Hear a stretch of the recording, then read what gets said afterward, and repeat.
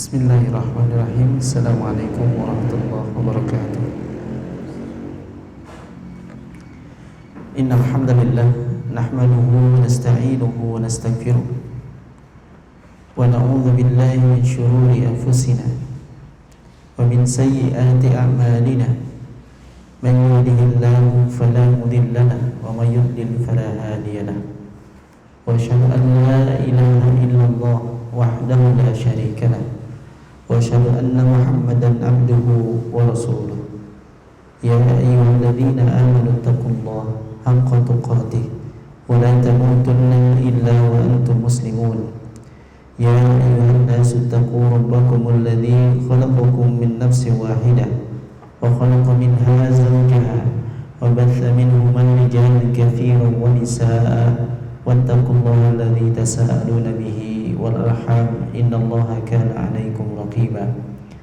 Ya ayyuhalladzina amanu taqullaha wa qulu qawlan sadida yuslih lakum a'malakum wa yaghfir lakum dhunubakum wa may yuti'illaha wa rasulahu faqad faza fawzan 'azima. Amma ba'd, fa inna asdaqal hadits kitabullah wa khairal hadi hadi Muhammadin sallallahu alaihi wasallam wa syarrul umuri muhdatsatuha wa kullu muhdatsatin bid'ah wa kullu bid'atin dhalalah wa kullu dhalalatin finnar. Ikhwah wa akhwati fillah, azani Allah wa iyyakum ajmain.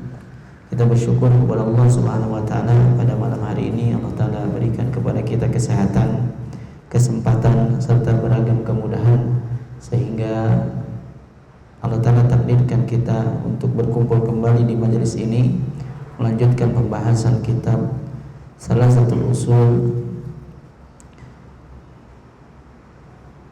yang disusun oleh Syekh Muhammad bin Abdul Wahab rahimahullahu ta'ala. Dan insyaallah pada malam hari ini kita masuk ke pembahasan tentang bagian ibadah yang lain atau jenis ibadah yang lain, yaitu tawakal. Jemaah rahimani wa rahimakumullah. Secara bahasa, tawakal itu adalah al-i'timadu ala syai', ya, bersandar kepada sesuatu. Secara bahasa ia menyerahkan, mempercayakan dan mewakilkan. Inilah tawakal, ya. Adapun secara syariat, tawakal itu adalah bersandarnya hati seorang hamba kepada Allah dengan benar dalam urusan agama dan dunia, disertai dengan usaha menempuh sebab-sebab yang dibolehkan syariat. Ya, jadi tawakal itu salah satu jenis ibadah hati yang bersandar kepada Allah Ta'ala dalam urusan agama maupun urusan dunia, dan juga disertai dengan usaha untuk menempuh sebab. Jadi ada beberapa indikator di dalam tawakal tersebut, sehingga tawakal itu meliputi yang pertama keyakinan, ia yakin terhadap Allah Ta'ala. Yang kedua, ia meliputi penyandaran, menyandarkan sesuatu kepada Allah Subhanahu wa taala. Dan yang ketiga, tawakal itu dalamnya ada perbuatan, ada usaha. Jadi tidak disebut sempurna tawakal seseorang tanpa ketiga unsur ini.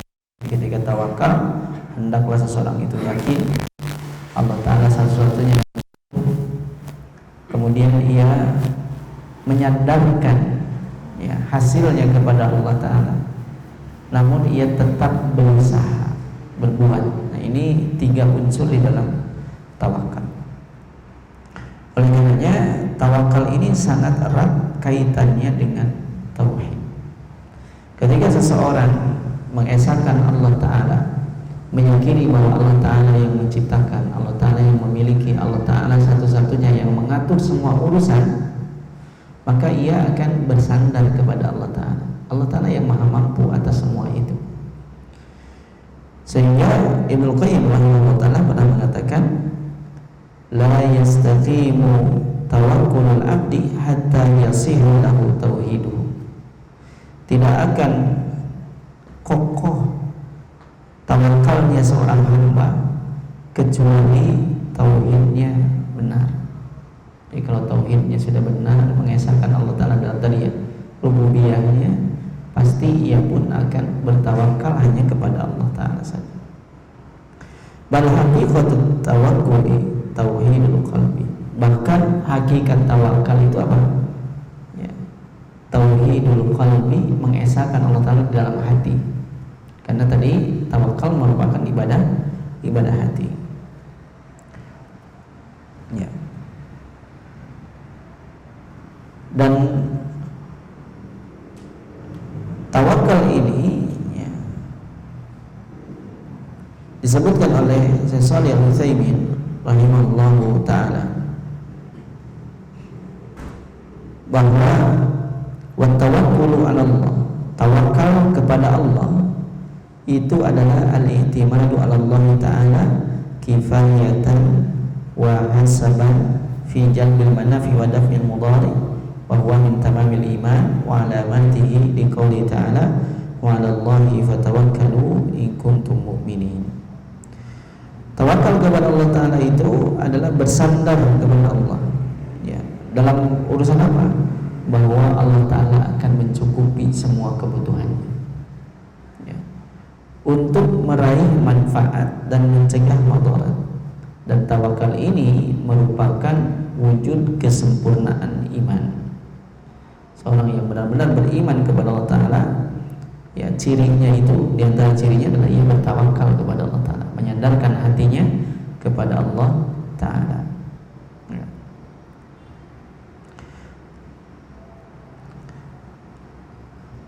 Mu'allif di sini menyebutkan dalil ya. Wa dalilu tawakkuli qauluhu ta'ala, dan dalil tawakal adalah firman Allah Ta'ala wa 'alallahi fatawakkalu in kuntum mu'minin, dan hanya kepada Allah hendaklah kalian bertawakal jika kalian benar-benar beriman. Dalam surah Al-Maidah ayat ke-23 ini ada beberapa faedah yang dapat kita petik. Pada ayat tersebut didahulukan objeknya wa 'alallah, hanya kepada Allah. Maka dalam bahasa Arab ini disebut ya, makna pembatasan makna atau hasr namanya. Jadi ketika objeknya didahulukan, maka dimaknai hanya kepada Allah hendaknya engkau bertawakal. Sama seperti lafaz iyyaka na'budu, hanya kepadamu kami beribadah. Berbeda kesannya jika kami beribadah kepadamu, beda. Hanya kepadamu kami beribadah, hanya kepada Allah hendaklah kalian bertawakal. Maka di sini menunjukkan makna hasr atau pembatasan, sehingga tidak boleh kita bertawakal kepada selain Allah. Namun nanti ada dua istilah. Tawakal itu memang hanya kepada Allah, karena tawakal itu ibadah hati. Tapi tawakil itu mewakilkan, itu boleh kepada makhluk, mewakilkan ya, sama seperti kita mengangkat wakil gitu, meminta bantuan kepada wakil, itu boleh dalam perkara-perkara yang ia mampu, bukan dalam kekhususan Allah Ta'ala, dan hanya meyakininya tetap sebagai sebab. InsyaAllah nanti kita lewati juga rinciannya. Dan perintah ini, perintah untuk bertawakal ya, menunjukkan bahwa tawakal jadi merupakan salah satu jenis ibadah. Fatawakkalu, hendaklah kalian bertawakal. Maka apa yang diperintahkan oleh Allah Ta'ala berarti ini adalah ibadah. Sebagaimana yang sudah kita lewati, bahwa ibadah itu adalah segala sesuatu ya, yang dicintai dan diridhoi oleh Allah Ta'ala ya, berupa ucapan ataupun perbuatan, baik yang zahir maupun yang batin, itu adalah ibadah. Nah, diperintahkan, berarti ini dicintai oleh Allah Ta'ala, diridhoi, berarti ini adalah bagian dari ibadah. Dan pada akhir ayatnya ada penetapan in kuntum mu'minin, jika kalian benar-benar beriman. Ini menunjukkan bahwa tawakal merupakan salah satu ciri kesempurnaan iman seseorang. Ya. Makanya ketika seseorang itu benar-benar bertawakal hanya kepada Allah Ta'ala, diiringi dengan keyakinan tadi, ya yakin Allah yang akan mencukupinya, yang yakin bahwa Allah yang mengatur semua, sehingga ia menyandarkan hati hanya kepada Allah, tapi tetap menempuh sebab, berusaha, maka Allah Ta'ala berjanji Allah akan mencukupi. Ya, Allah Ta'ala akan mencukupinya. Sebagaimana dalil yang kedua yang disebutkan oleh mu'alif di sini, wa may yatawakkal 'alallah fahuwa hasbuh. Barang siapa yang bertawakal kepada Allah, niscaya Allah akan mencukupkan kebutuhannya. Allah yang akan mencukupi semua kebutuhannya. Makanya Syekh Shalih Al-Utsaimin rahimahullah ta'ala mengatakan, wa idza sadaqal 'abdu fi i'timadihi 'ala Allah ta'ala kafahu Allah ta'ala ma ahammahu, liqaulihi ta'ala wa may yatawakkal 'ala Allah fa huwa hasbuh. Jika seorang hamba itu jujur, benar dalam menyandarkan hati kepada Allah, maka Allah pasti akan mencukupinya. Apa yang menjadi kebutuhan-kebutuhannya, mencukupi apa yang menjadi kebutuhan-kebutuhannya. Dan ketika seseorang itu merenungkan ayat-ayat Al-Quran, mengenal Allah yang menggambarkan sifat Allah Ta'ala yang maha sempurna, yang diantaranya disebutkan dalam surah At-Talaq ayat 3, Allah Ta'ala berfirman, innallaha balighu amrih, sesungguhnya Allah Ta'ala akan menunaikan urusannya. Pasti Allah Ta'ala akan menunaikan semua urusan. Fala yujizuhu syai'un aradahu, tidak ada satupun yang menghalangi kehendak Allah Ta'ala. Ya, maka ia semakin yakin lagi untuk menyandarkan hati hanya kepada Allah Subhanahu wa Ta'ala. Inilah hakikat tawakal, menyandarkan hati hanya kepada Allah Subhanahu wa Ta'ala. Nah, bertawakal kepada Allah Ta'ala itu ya dalam dua urusan tadi ya, dalam urusan agama dan dalam urusan dunia. Seperti ketika kita sedang dalam usaha untuk mendapatkan bagian dunia, berdagang, bekerja gitu ya, berusaha ya, mencari rezeki, menjemput rezeki ya, mencari kesehatan dengan berobat misalnya. Ini usaha-usaha. Usahanya tetap dilakukan, tapi hati kita tetap bersandar hanya kepada Allah Ta'ala, sehingga jangan sampai muncul kesan bahwa saya sehat karena dokter fulan, tidak. Saya sehat karena obat ini, tidak. Hati kita tetap bersandar kepada Allah Ta'ala. Begitu pula ucapan-ucapan, kalau bukan karenamu.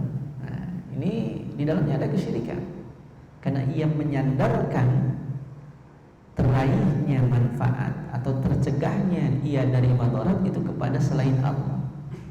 Nah, ini kesyirikan. Ia tidak bertawakal kepada Allah Ta'ala.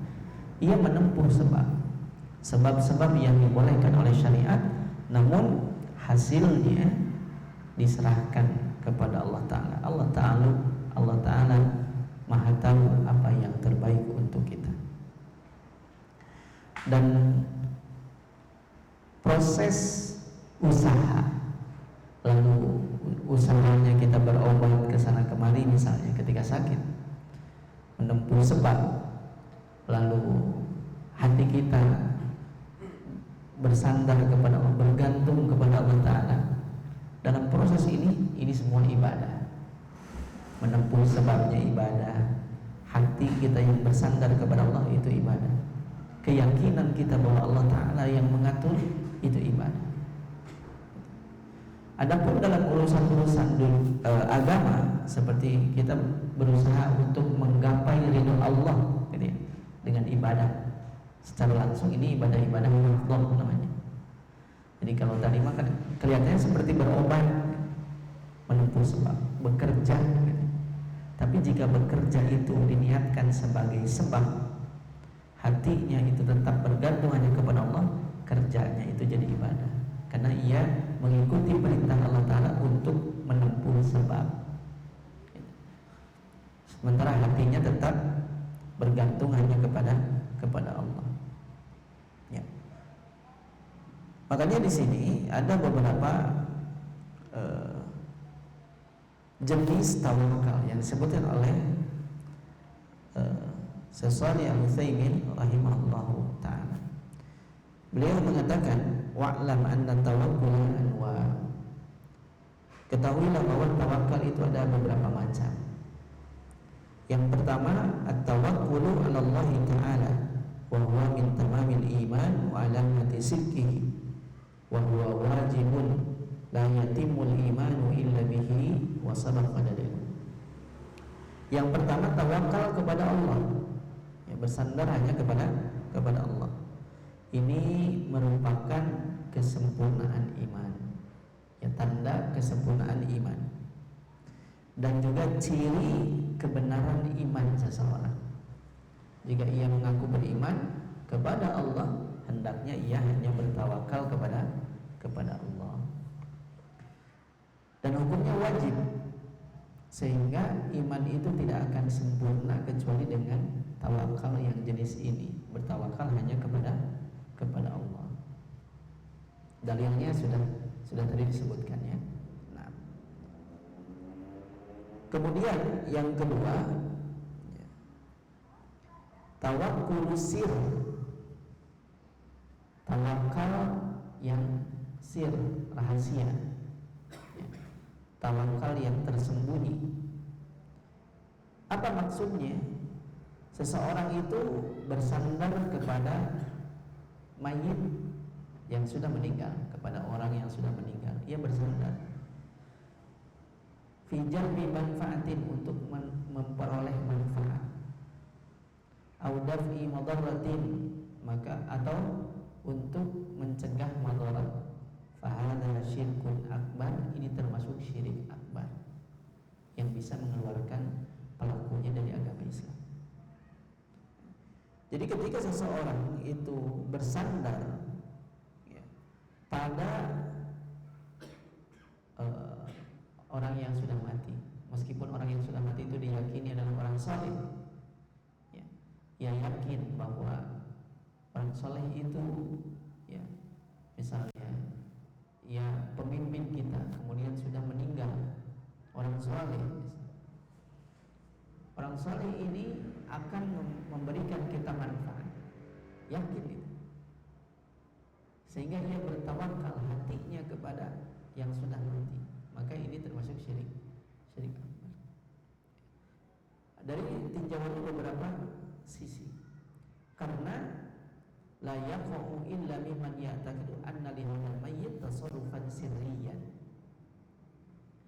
Kenapa dianggap sebagai syirik akbar? Karena orang yang meyakininya itu ia berkeyakinan bahwa mayit tersebut memiliki hak untuk mengatur, ya, yang sudah meninggal ini, wali kan orang-orang soleh gitu, itu punya andil untuk mengatur makhluk sehingga bisa memberikan manfaat, mencegah madarat. Padahal, ya, tidak ada yang bisa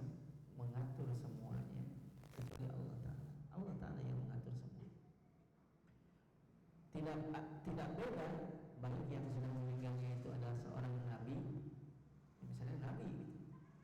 Ini mah ada nabi, ya sama nabi juga makhluk, tidak boleh bersandar hati kepadanya. Atau wali, atau bahkan tauhid. Tauhid itu sesembahan selain Allah Ta'ala. Nabi tidak boleh, seorang nabi saja tidak boleh, apalagi yang di bawah ya. Ada jin misalnya, bahkan pemimpin-pemimpin yang ya mengajarkan kesyirikan, itu pengikutnya bersandar hati kepadanya, ini termasuk syirik. Ini jenis yang kedua, tawakul asyir, yaitu tawakal yang sifatnya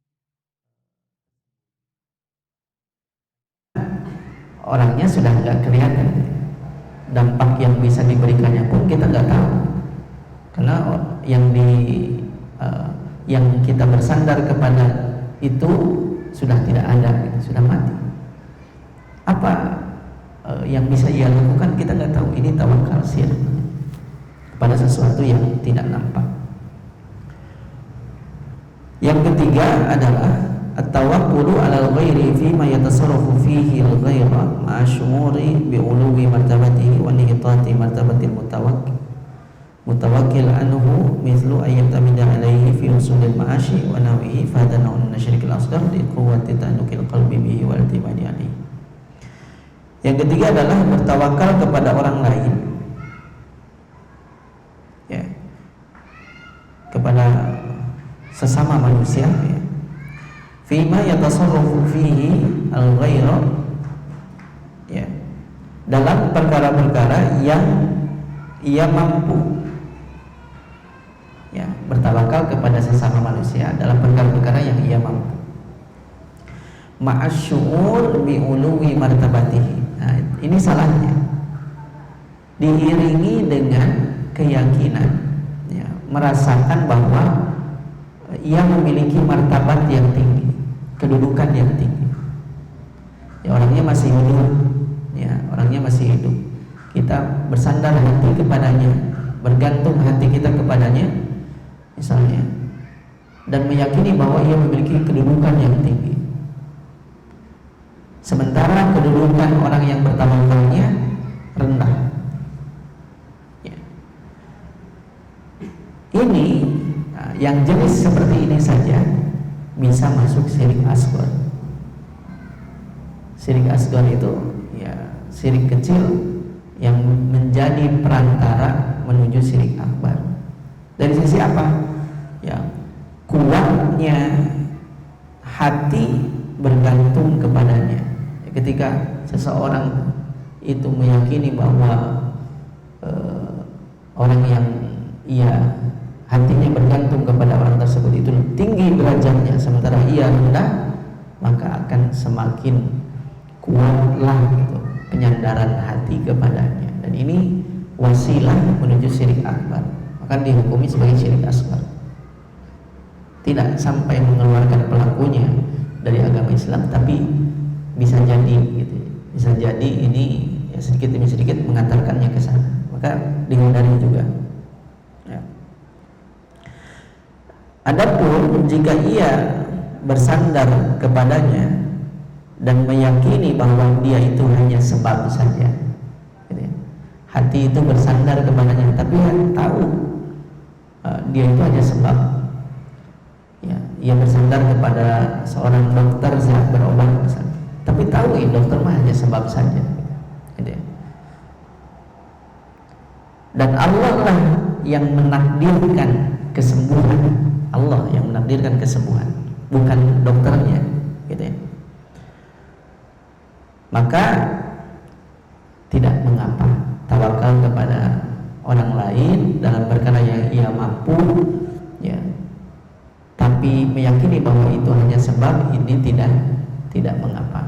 Kalau yang tadi meyakini bahwa ia memiliki kedudukan yang tinggi sementara ia adalah orang yang rendah, maka ini bisa termasuk syirik asghar, karena ia mengangkat orang lain lebih tinggi darinya dan meyakini bahwa bisa memberikan manfaat.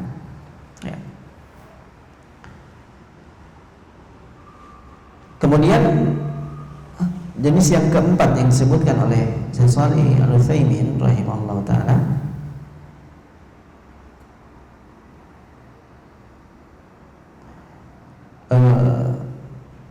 bertawakal kepada selain orang lain dalam urusan yang ia mampu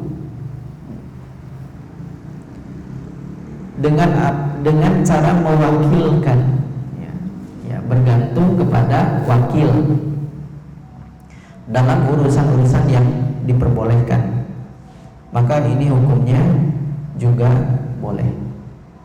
Jadi ketika kita menugaskan orang lain dan kita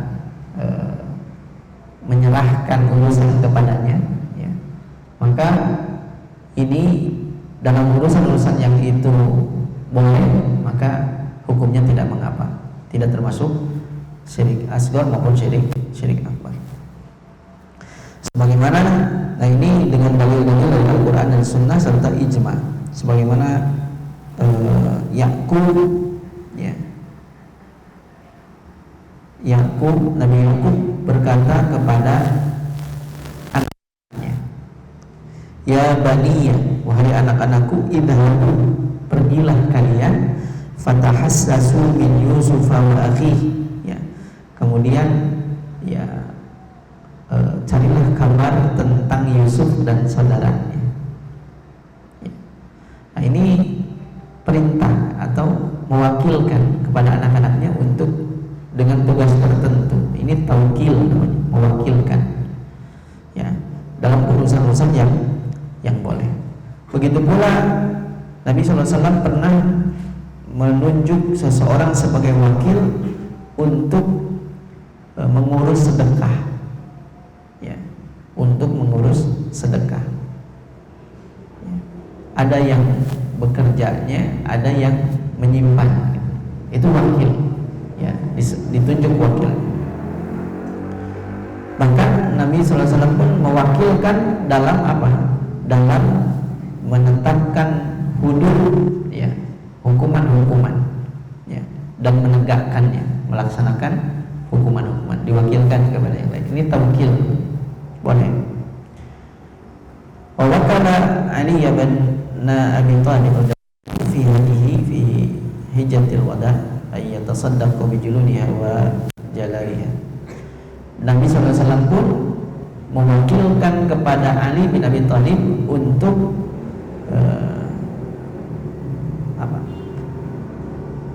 dalam urusan sembelihan pada haji wadahnya Nabi SAW. Jadi diserahkan kepada Ali untuk mengurusnya dan untuk menyedekahkan kulitnya disedekahkan dan menugaskan Ali bin Abi Thalib radhiyallahu anhu. Ini taukil namanya, mewakilkan. Dan Nabi SAW pun memerintahkan, mewakilkan untuk menyembelih sisa hewan, ya, setelah beliau menyembelih dengan tangan beliau salasan wasintina, ada 63 hewan disembelih oleh Nabi dari 100, sisanya diserahkan, diminta yang lain untuk menyembelih. Ya, ini jenis-jenis taukil. Maka secara ringkas bisa kita simpulkan bahwa pada perkara yang hanya Allah Ta'ala saja yang mampu melakukannya, tidak boleh bertawakal dalam hal ini, karena ini termasuk syirik akbar. Ketika seseorang bertawakal kepada selain Allah dalam urusan yang hanya Allah Ta'ala saja yang mampu, ini termasuk syirik akbar. Adapun ketika bertawakal kepada orang yang masih hidup, masih hadir itu bisa dihubungi, gitu. Dan dalam perkara-perkara yang ia mampu, ya, ini masuk syirik kecil. Nah, tadi kan ini masuk syirik kecil. Tapi kalau meyakini bahwa dia itu hanya sebab, maka ini tidak apa-apa. Gitu. Dan bersandar kepada orang lain untuk melakukan sesuatu sebagai wakil, ini boleh.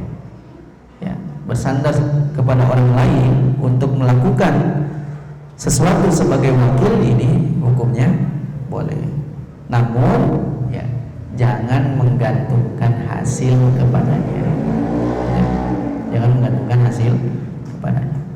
Ya, kita mewakilkan kepada montir misalnya untuk memperbaiki kondisi kendaraan kita. Ini sebab. Ya, kita bersandar dan meyakini bahwa ini adalah bagian dari sebab. Tapi hasilnya itu tidak bisa kita, ternyata sudah dipakai, masih ada kekurangannya. Ya. Janganlah kita, ya, kalau kekurangan mah gitu ya, kita bisa komplain. Kalau bagus hasilnya misalnya, jangan sampai mengatakan bahwa wah, gara-gara montir fulan gitu, perjalanan saya lancar. Lihat ya, akhirnya ia menyandarkan keselamatannya kepada hasil kerja dari montir tersebut. Nah, ini tawakal kepada selain Allah Ta'ala, ya, menggantungkan hasil kepadanya, padahal yang menyelamatkan itu adalah Allah Ta'ala.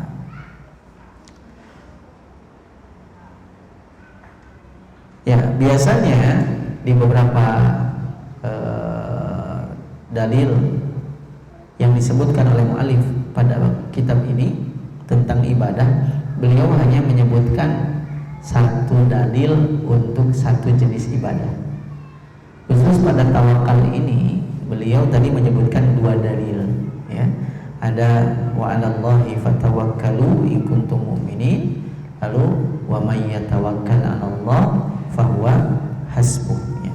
Ini menunjukkan, ya, perhatian beliau terhadap ibadah, jenis ibadah tawakal ini. Karena ibadah hati ini termasuk ibadah yang sulit kita deteksi penyimpangannya. Ya, orang lain kan nggak tahu, yang tahu diri sendiri. Apakah hati ini bersandar kepada makhluk atau kepada Allah? Nah, masalahnya, ya, dengan menyebutkan dua sisi tadi, dua dalil ini, seseorang itu akan semakin kuat dari sisi ia yakin bahwa Allah Ta'ala lah yang akan mencukupi semua kebutuhannya, bukan selainnya. Yang kedua adalah ini pun diperintahkan oleh Allah Ta'ala, merupakan bagian dari ibadah dan ciri wujud kesempurnaan iman seseorang. Ya, tawakal itu adalah merupakan ciri dari seorang yang sempurna dan benar imannya. Dan yang antara buah dari tawakal adalah yang pertama, Allah Ta'ala akan mencukupinya. Ya, ketika seseorang bertawakal kepada Allah Ta'ala berjanji tadi, fahuwa hasbuh, Allah Ta'ala akan mencukupinya. Ya. Yang kedua, ia akan mendapatkan cinta Allah Ta'ala. Karena sama seperti ibadah-ibadah lainnya, orang-orang yang hatinya terpaut hanya kepada Allah Ta'ala, maka Allah Ta'ala pun akan senantiasa mengingatnya. Jika seseorang mengingat Allah Ta'ala dalam keadaan senang, Allah Ta'ala akan ingat kepadanya, ya, saat dia sedang susah. Ya, ini yang sulit, ya. Kebanyakan manusia itu ingatnya saat susah, baru ingat. Ya, tapi ketika seseorang bisa menjaga ini, hatinya tetap bersandar kepada Allah Ta'ala. Jadi bukan masalah lama sebentarnya kerja rizki itu, bukan gitu. Ini hanya menempuh sebab saja. Rizki itu Allah Ta'ala sudah atur, gitu. Sehingga hatinya tetap berpaut kepada Allah Ta'ala dan menjadikannya hanya sebagai sebab yang ia lakukan untuk menjemput rizki dengan cara yang halal. Kemudian orang yang bertawakal kepada Allah Ta'ala akan mudah mengerjakan hal yang bermanfaat tanpa rasa takut kecuali kepada Allah Ta'ala. Ketika tahu ini bermanfaat akan dilakukan, ya, ia tidak takut kepada selain Allah Ta'ala, kan Allah yang sudah mengatur dan pasti Allah Ta'ala yang akan mencukupinya, ya. Dan juga orang-orang yang bertawakal itu akan semangat, ya, diantaranya dalam mencari rezeki. Tawakal itu, karena tadi ya, tawakal itu ada keyakinan, ada penyandaran, ada usaha, ada perbuatan, ada usaha. Jadi nanti insyaallah kita bahas beberapa penyimpangan di dalam tawakal yang itu tidak sesuai dengan 3 prinsip itu, ya. Ketika mencari rezeki ya semangat, ketika mencari ilmu ya semangat, gitu. Ini usaha-usaha, ya. Karena Rasulullah SAW pun menasihatkan ihris ala ma yanfa', semangatlah engkau untuk meraih apa yang bermanfaat untukmu. Kita cari dulu ini bermanfaat, maka semangat, ya. Bahkan dalam prosesnya pun termasuk ibadah, ya. Masalah hasil ternyata cari ilmu, belajarnya lama tapi asa gak bisa-bisa, apakah jadi sia-sia? Tidak. Selama ia menyandarkan hati kepada Allah Ta'ala, usahanya itu adalah bagian dari tawakalnya, itu semua ibadah, ya. Meskipun hasilnya mungkin ya tidak seperti yang diharapkan, gitu, yang ia harapkan, tapi Allah tahu mana yang terbaik untuk kita. Maka dalam perkara-perkara yang bermanfaat seperti itu, mesti kita semua mengingat pentingnya tawakal. Jadi tawakal yang benar itu ya prinsipnya 3 ya. Tadi keyakinan itu meyakini bahwa segala urusan ada di tangan Allah Ta'ala, mesti yakin, ya. Kedua adalah penyandaran, sehingga ia menyandarkan hati kepada Allah Ta'ala, percaya kepada Allah Ta'ala dengan penuh. Yang ketiga adalah perbuatan, yaitu menempuh usaha, melakukan usaha dan menempuh sebab-sebab yang dibolehkan secara syariat. Inilah tawakal yang benar. Insyaallah nanti setelah salat Isya kita lanjutkan sedikit terkait beberapa penyimpangan di dalam tawakal. Kita cukupkan dulu. Sallallahu ala nabiyyina Muhammadin wa ala alihi washabbihi wasallam. Assalamualaikum warahmatullahi wabarakatuh.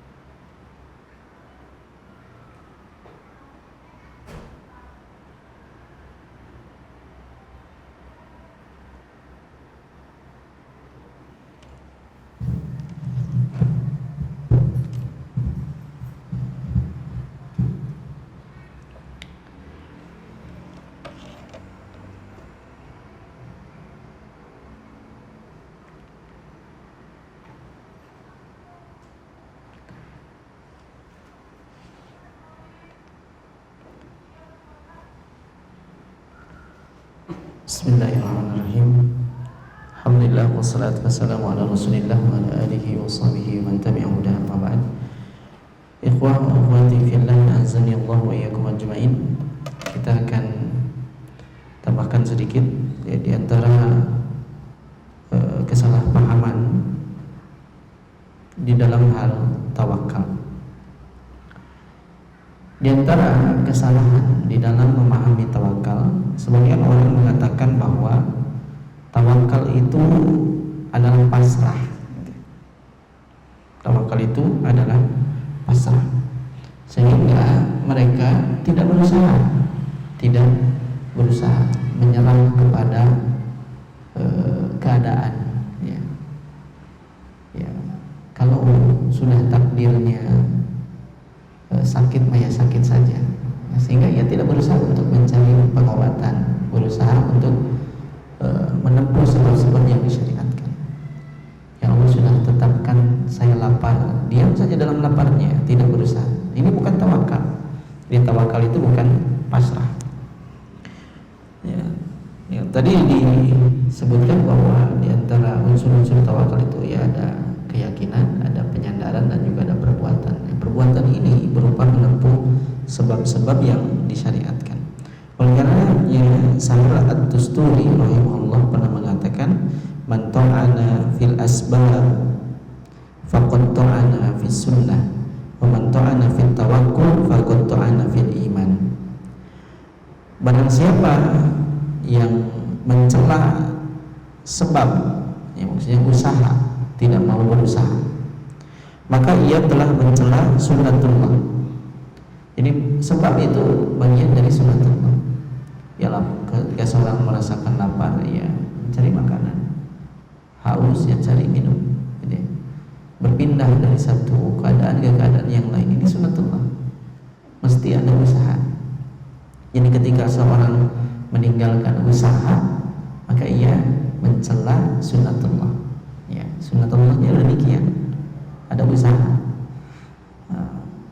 Maka mau orang ya tengok kanan kiri gitu. Nggak bilang nggak tengok kanan kiri, kalau ditakdirkan selamat mas selamat, nggak gitu kan. Tetap tengok kanan, tengok kiri, hati-hati saat menyeberang. Menempuh sebab itu sunnatullah. Ya. Sebaliknya, wa man ta'ana fit tawakkul faqad ta'ana fil iman. Barang siapa yang mencela tawakal, maka ia mencela ya keimanan. Artinya apa? Orang itu hanya bersandar kepada usahanya. Ya. Ketika ia berhasil, berarti ia ini kan usaha saya. Ya, tidak tawakal di dalamnya bahwa hasil itu Allah yang Ta'ala anugerahkan kepadanya. Ia berhasil itu kan Allah Ta'ala mudahkan untuknya segala jalan menuju apa yang diharapkan dan menghindarkannya dari sesuatu yang menghalangi. Itu Allah yang menetapkannya, bukan hanya sekedar usaha. Usaha itu bagian dari sebab. Ya. Maka orang yang demikian adalah orang-orang yang salah dalam memahami tawakal. Jadi harus ada unsur-unsur tadi ya, keyakinan, penyandaran, dan juga perbuatan. Ya, ini tergambar di dalam sabda Nabi SAW ketika ada seseorang yang bertanya kepada beliau, wahai Rasulullah, apakah aku harus mengikat untaku kemudian bertawakal, atau aku melepaskannya saja, tidak diikat kemudian bertawakal? Gitu ya. Ini pertanyaan yang diajukan oleh seseorang kepada di antara sahabat kepada Rasulullah SAW. Apa harus diikat lalu bertawakal, atau biarkan saja tetap bertawakalnya? Maka apa yang dijawab oleh Rasulullah SAW? Ikilha wa tawakkal. Ikatlah unta itu dan bertawakallah. Artinya tempuh sebab. Ya, kalau sekarang kendaraan mungkin ya, kendaraannya dikunci, ya, lalu dikunci ganda, disimpan di tempat yang aman. Gitu. Ini usaha. Kalaupun setelah kita berusaha ternyata tetap hilang, ya ini berarti ketetapan Allah Ta'ala. Ya. Jangan kuncinya disimpan di motornya, gitu. Disimpan di pinggir jalan. Kalau Allah Ta'ala takdirkan nggak hilang, nggak hilang. Ya ini artinya ia mencela sunnatullah. Gitu ya. Maka kita mesti tetap menempuh sebab. Jadi tawakal itu bukan berarti pasrah. Tawakal itu tetap berusaha. Akan tetapi dalam hubungan sebab akibat, kita mesti meyakini ada tiga prinsip di dalam sebab dan akibat. Yang pertama adalah hendaknya kita menjadikan sesuatu sebagai sebab itu ada dalil syar'inya atau qadari. Jadi sesuatu itu bisa dijadikan sebab kalau ada dalil syar'i maupun qadari. Dalil syar'i itu ya ada dalilnya, ada Al-Quran maupun As-Sunnah. Dalil qadari itu ya berdasarkan penelitian, ya bahwa obat ini memberikan pengaruh. Nah, ini berdasarkan penelitian, ini masuk akal. Nah, secara qadari gitu, maka boleh menjadikannya sebagai sebab. Beda dengan mengambil sesuatu sebagai obat tetapi belum ada penelitian apapun tentangnya, berarti tidak masuk akal secara qadari, apalagi di secara syar'i kan gitu ya. Secara syar'inya sudah tidak ada, qadarinya juga tidak ada. Ya, pingin cepat sembuh mah pakai tumbuh-tumbuhan tertentu misalnya gitu, yang itu belum ada penelitian tentangnya gitu. Berarti secara qadari sebab itu tidak ditetapkan, apalagi secara syar'i kan ya. Kalau syar'i mah ada madu kan gitu, ada syar'inya, ada dalilnya, air zam-zam gitu. Kalau yang lain ya, air dari sumur gitu, nggak ada dalilnya, nggak ada juga penelitiannya. Ini tidak bisa dijadikan sebab, tidak bisa dijadikan sebab. Yang kedua, prinsip yang kedua, tidak boleh bersandar kepada sebab. Ya. Bersandar itu hanya kepada Allah Ta'ala. Ya. Jadi kalau sudah terpenuhi syarat yang tadi, misalnya ada dalil syar'inya, ada secara qadari pun ditetapkan bahwa ini adalah sebagian sebab gitu. Nah, tapi tidak boleh bergantung kepada sebab. Bersandar tidak boleh kepada sebab. Karena prinsip yang ketiga disebutkan sekuat apapun ya, pengaruh sebab itu tidak bisa melampaui kekuasaan Allah Ta'ala. Ya, disebutkan di dalam dalil bahwa habatus sauda, madu gitu ya, dalamnya ada kesembuhan untuk bisa dijadikan sebagai obat gitu. Tapi ya, itu tidak akan melampaui kehendak dan kekuasaan Allah Ta'ala. Kalau Allah Ta'ala belum berkehendak sehat melalui jalan itu, ya tidak gitu.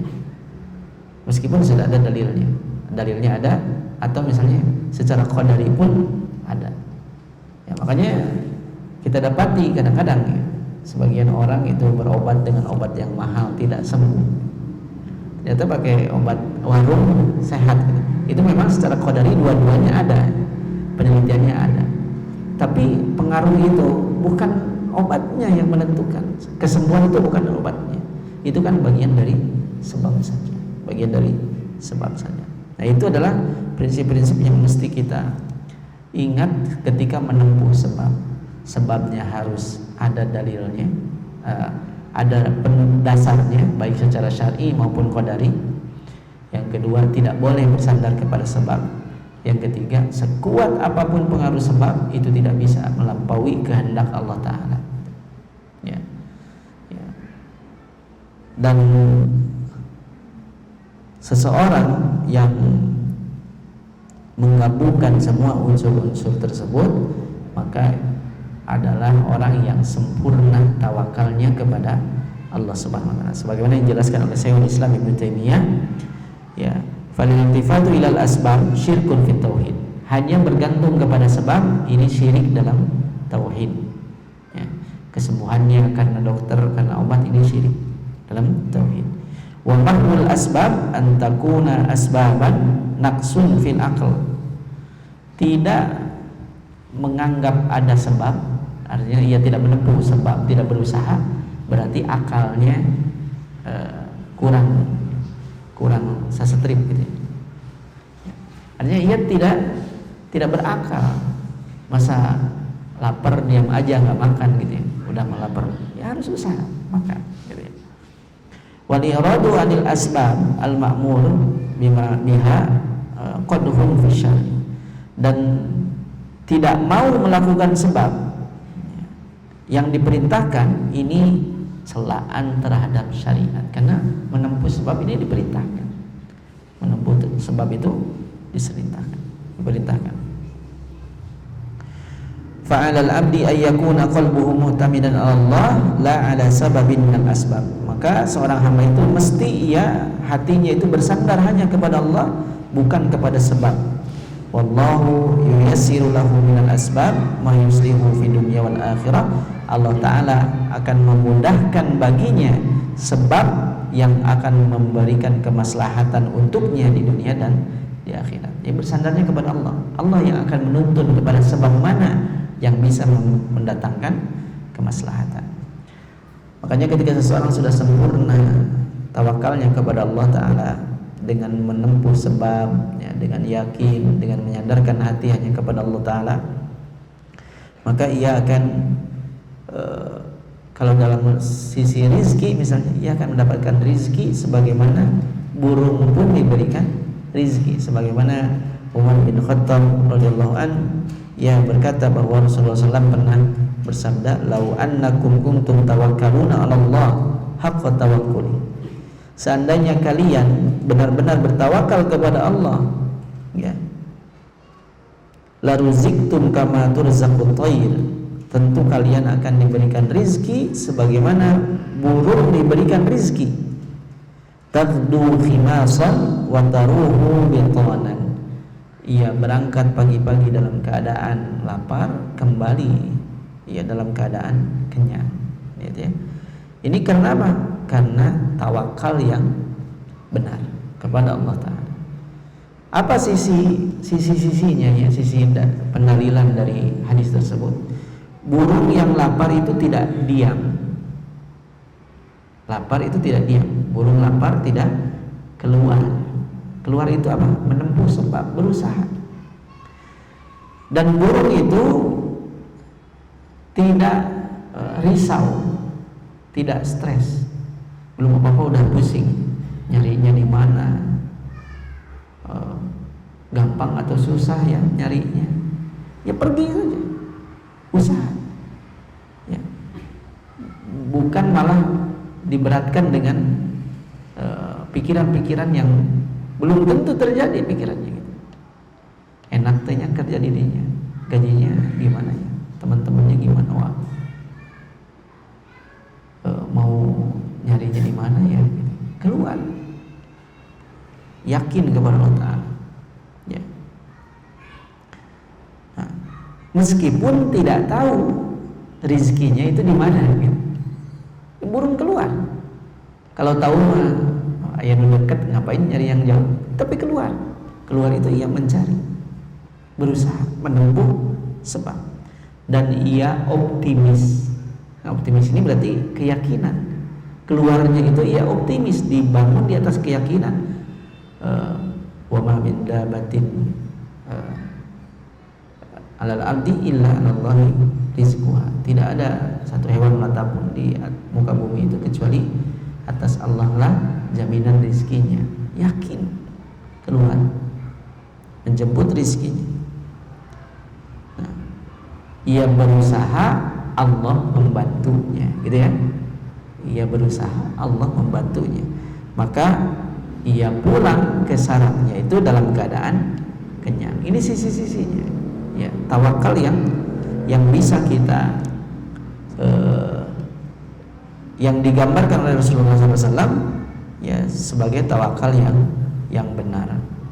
Makanya ketika seseorang itu ingin ya mendapatkan apa yang ia inginkan, ya, ia berusaha sambil ya memohon pertolongan kepada Allah Ta'ala, bersandar hatinya hanya kepada Allah Ta'ala, dan yakin apapun yang Allah Ta'ala tetapkan untuknya nanti itulah yang terbaik. Itulah yang terbaik baginya. Inilah tawakal. Inilah tawakal. Dan ia tidak bergantung kepada usahanya sendiri. Kan tawakal itu kan sandarnya kepada Allah Ta'ala. Abdul Muhsin bin Abdul Qasim hafizahullah Ta'ala pernah mengatakan, fa inna man i'tamada ala hasbihi dhalla. Orang yang bersandar pada usahanya maka ia akan hina.